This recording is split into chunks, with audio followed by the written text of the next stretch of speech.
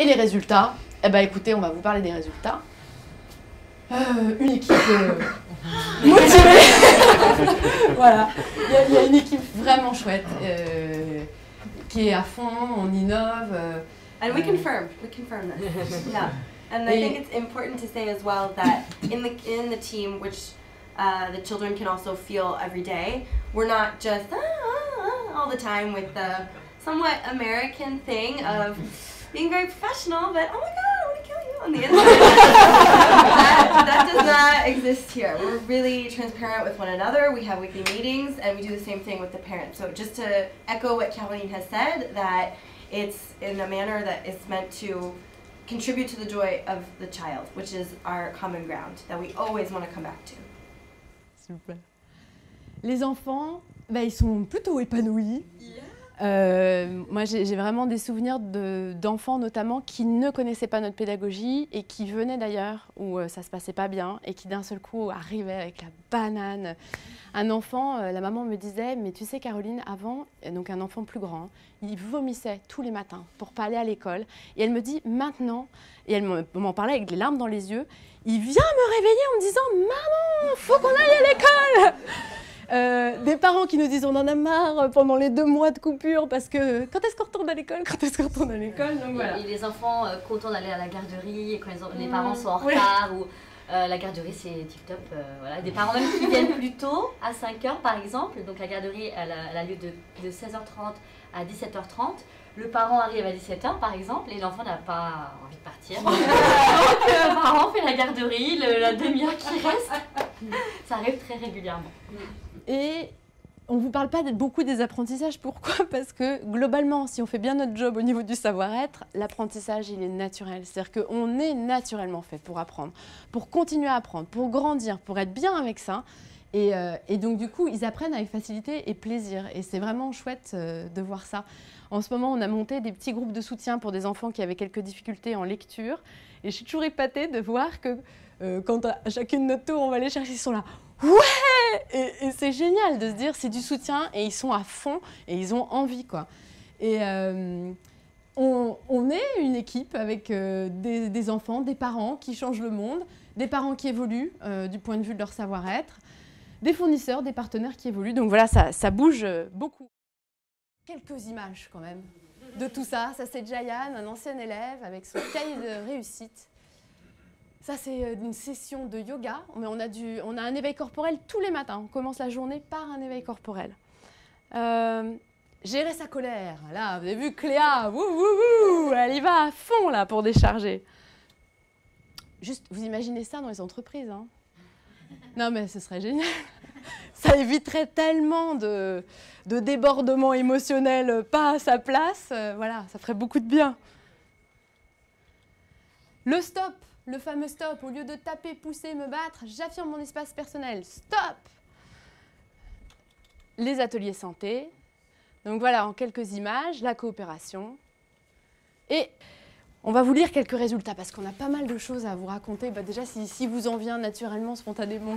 I just think not necessarily a concrete one with numbers, but recently when Carol was speaking to some of our older children in CE1, CE2 level, everything that they had in common about what they liked about school, they mentioned savoir-être.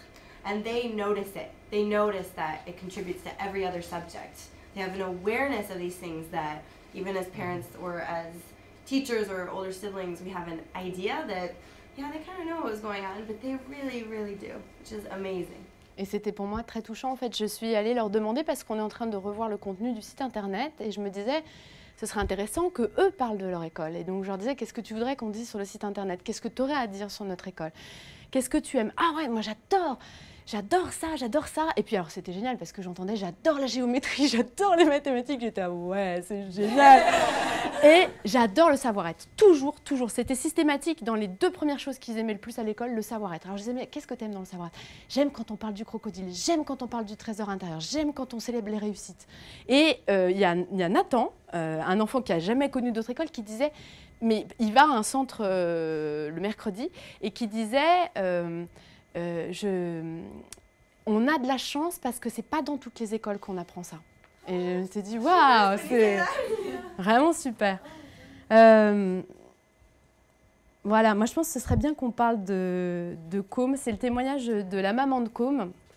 C'est vraiment très beau. Donc Com, c'est un enfant qui passe sa 2e année avec nous, qui est dans la classe des plus grands. Et donc je vous lis le témoignage de Sonia, qui sera bientôt sur le site internet. Elle dit « Un soir, j'avais un coup de téléphone très important à passer pour notre projet d'adoption, donc supra important.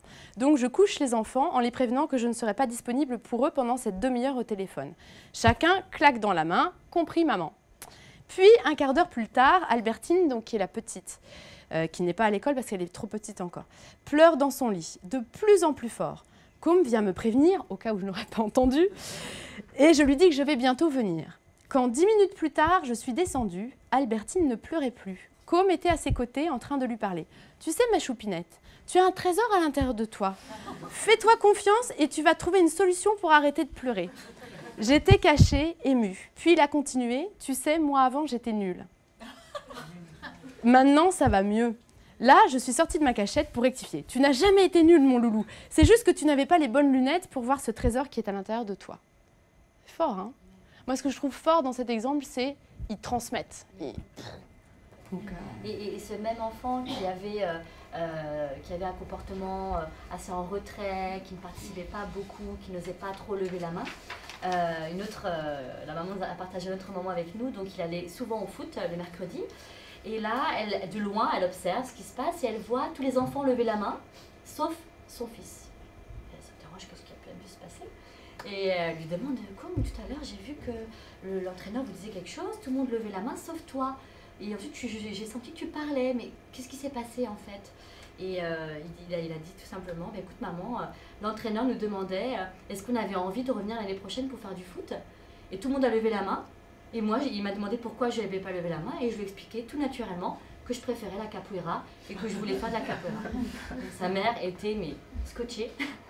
Quand on a dit pareil, nous on avait vu l'évolution, on avait vu tous les progrès qu'il avait fait et c'est magnifique, vraiment, vraiment. À quel point ce jour-là, il s'est affirmé, il a affirmé ses envies, c'est incroyable. Ouais. Bravo Com. Et je vous lis on ne va pas tout vous lire parce qu'il y en a, mais je vous lis un témoignage de Camille, qui est un témoignage sur l'autorité. Je vous le lis parce que je sais que ça parle beaucoup aux parents d'aujourd'hui. Donc, ce ne sera pas forcément dans le mille pour tout le monde, mais ça sera un beau cadeau pour certains. Elle a suivi un atelier parents ici, dans les 2 ateliers obligatoires du départ, et elle était drôlement interpellée justement par rapport à la notion d'autorité. Et elle dit, donc, et on avait fait une mise en situation où quelqu'un jouait sa fille, Serena, et elle-même était elle-même, à essayer de recadrer, à avoir peur de traumatiser son enfant, enfin c'était dur. Et puis, elle a vraiment travaillé pour lâcher tout ça. Et elle dit, j'ai vraiment ressenti l'amour qu'il peut y avoir dans la façon de poser des limites. Ça m'a permis de me mettre bien au clair et bien à l'aise, notamment par rapport au ton de voix. Et ça marche super bien avec Serena. C'est un vrai plaisir au quotidien. Elle m'écoute comme jamais. Il y a quelque chose d'apaisé dans la relation. Je vois que ça l'aide à progresser, un vrai plus. Je me sens bien avec ma nouvelle autorité. Je n'ai plus l'impression de tâtonner, ça fonctionne. Et hier, et tenez-vous bien parce que ça c'est incroyable, j'ai eu la surprise de la voir mettre en pratique avec sa poupée dans un jeu de rôle improvisé. Et je me suis dit, waouh, quelle justesse dans le ton qu'elle utilise avec sa poupée, quelle juste autorité, ça m'a fait un feedback super positif. Et je reviens au prochain atelier, etc. Voilà, donc c'est vraiment juste pour vous dire que les parents, ils travaillent et qu'en même temps, ils ont des résultats super, quoi. On nous pose souvent la question, mais alors après, comment ça se passe, quoi? Comment ils sont les enfants quand ils vont ailleurs? Alors, nous, des enfants qui sont allés ailleurs, on en a, évidemment. C'est-à-dire qu'il y en a qui ont dû déménager ou autre. L'an dernier, on a fait une enquête, on a profité de la présence d'une stagiaire géniale pour faire une enquête. Elle a rappelé toutes les familles des anciens en leur disant « Alors, dites-nous, comment ça se passe ?